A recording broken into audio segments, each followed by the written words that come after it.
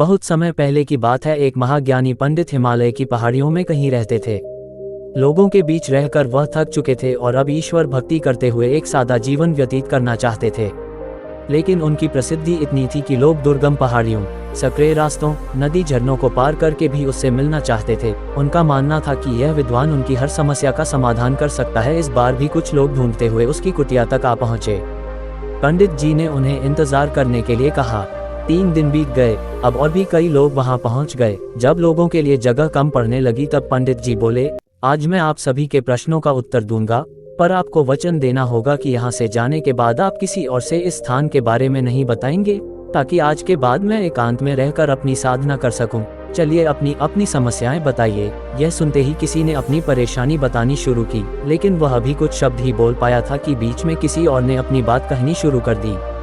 सभी जानते थे कि आज के बाद उन्हें कभी पंडित जी से बात करने का मौका नहीं मिलेगा, इसलिए वे सब जल्दी से जल्दी अपनी बात रखना चाहते थे।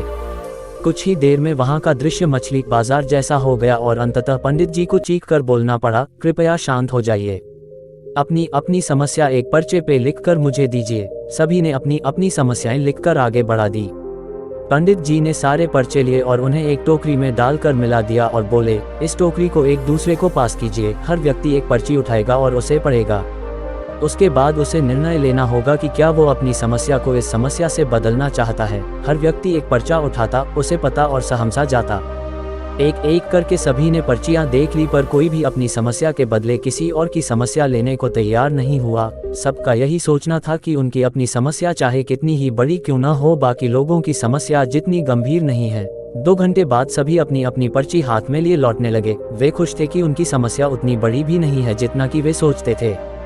फ्रेंड्स, ऐसा कौन होगा जिसकी लाइफ में एक भी प्रॉब्लम ना हो?